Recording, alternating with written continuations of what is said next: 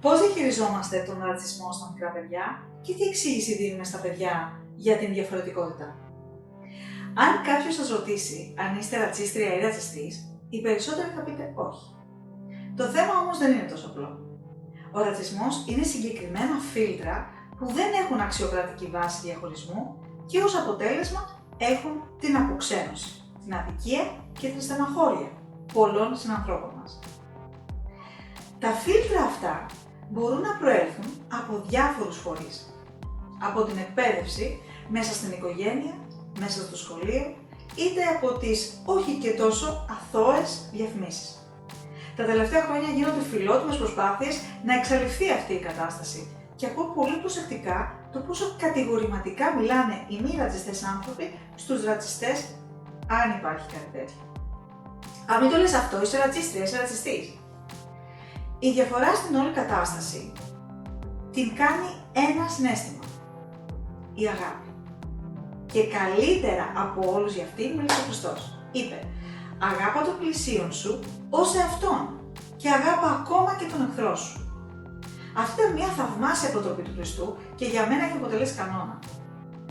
Άργησα όμως να την διαβάσω όλη. Ήξερα μόνο αυτό το αγάπα τον πλησίον σου, ό,τι και να σημαίνει αυτό.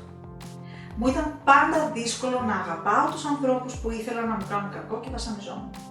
Άφηνα τους ανθρώπους να με κάνουν να νιώθω άσχημα για την δική τους άσχημη συμπεριφορά. Μέχρι που ήρθε η ευλογημένη ημέρα και διάβασα και το υπόλοιπο της φράσης. Να αγαπάς τον πλησίον σου ως εαυτόν. Ο καλύτερος τρόπος να μάθετε στα παιδιά σας πώς να αγαπούν τον συνάνθρωπό τους είναι να τα μάθετε να αγαπούν σωστά τον εαυτό τους. Να μιλήσετε για την φιλαυτία και τον εγωισμό. Η φιλαυτία των αρχαίων Ελλήνων είχε μια υγιή στάση απέναντι στον εαυτό μας. Κάνουμε τις σωστές επιλογές για το πνεύμα, την ψυχή και το σώμα μας. Ήταν ουσιαστικά απαγκιστρωμένη από τον εγωισμό που θεωρείται η παθολογική έκφανση της φιλαυτίας. Αν λοιπόν ακούσετε τον εαυτό σας να κοροϊδεύει, να χλευάζει, να θέλει να πάθει κακό κάποιος που τον θεωρείτε κακό, αναρωτηθείτε κατά πόσο αυτή είναι ρατσιστική συμπεριφορά. Χαμογελάω κάθε φορά που διαβάζω σε τύπους «Κρεμάστε τους φασίστες» ή «Νεκρός φασίστας ίσως καλός φασίστας».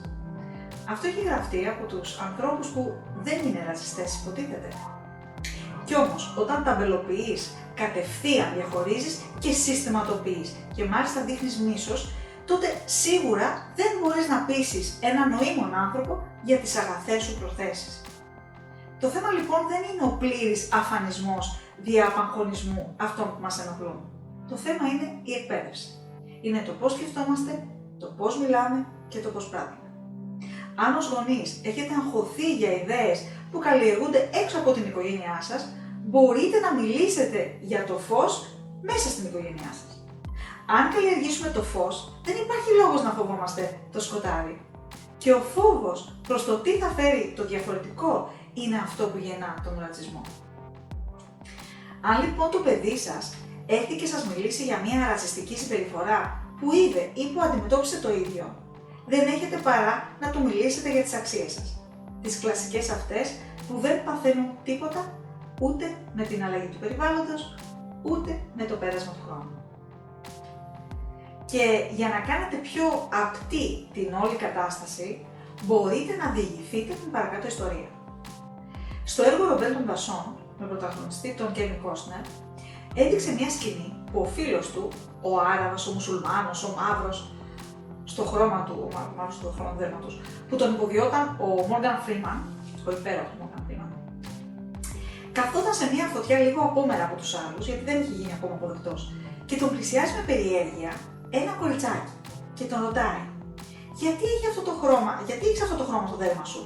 Και εκείνος απαντά «Because God loves variety», γιατί ο Θεός αγαπάει την ποικιλία. Αυτή η φράση μου έμεινε και την επεξεργάστηκα για πολύ καιρό γιατί είναι αλήθεια. Ακόμα και τα δίδυμα διαφέρουν στο δακτυλικό τους αποτύπωμα. Ακόμα και τα ζώα έχουν διδακτυλικό αποτύπωμα μοναδικό. Είτε πιστεύετε είτε όχι στο Θεό, είναι μια πολύ ωραία ιστορία να την πείτε στα παιδιά και μπορείτε να πάρετε για παράδειγμα μετά το παράδειγμα και να το ανάγετε στην φύση. Και πάμε σε ένα άλλο κομμάτι. την ομαδικότητα. Ουσιαστικά, ρατσιστικές συμπεριφορές προκύπτουν σε μια κατάσταση ομάδας. Ένα άτομο πολύ διαφορετικό μπορεί να προκαλέσει. Αν η διαφορετικότητα είναι εξωτερική, μπορεί να το δει κάποιος με την πρώτη ματιά. Αν η διαφορετικότητα είναι εσωτερική, τα πράγματα είναι πιο δύσκολα. Και το παιδί θα αναρωτιέται γιατί δεν συμπεριλαμβάνεται στα παιχνίδια, στις προσκλήσεις για εξόδους, γιατί δεν αναγνωρίζονται οι κόποι του. Το παιδί σας μπορεί να μην σας μιλήσει, γιατί η ρατσιστική συμπεριφορά αυτού του είδους είναι υπόγεια και θα βασανίζεται μέσα του. Ψάξτε να βρείτε ομάδες που έχουν υγιείς αξίες και υγιείς συμπεριφορές για να λύσουν μια διαφορά. Γιατί αυτό είναι ένα άλλο θέμα. Δεν έχουμε μάθει να διαχειριζόμαστε εμείς οι ενήλικες τις διαφορές. Ρωτήστε γι' αυτό στις ομάδες. Έχετε προσέξει πώς αντιδράμε όταν ένας άλλος άνθρωπος έχει αντίθετη άποψη από τη δική μας? Θυμώνουμε, ερχόμαστε σε σύγκρουση, σε λόγια, καμιά φορά και στα χέρια. Πριν λοιπόν ασχοληθούμε με τα παιδιά, ας μάθουμε εμείς οι ενήλικες να ελέγχουμε τις αντιδράσεις μας και τις δράσεις μας στους ανθρώπους με διαφορετική σκέψη, συναισθήματα και εμφάνιση. Αυτά από εμένα.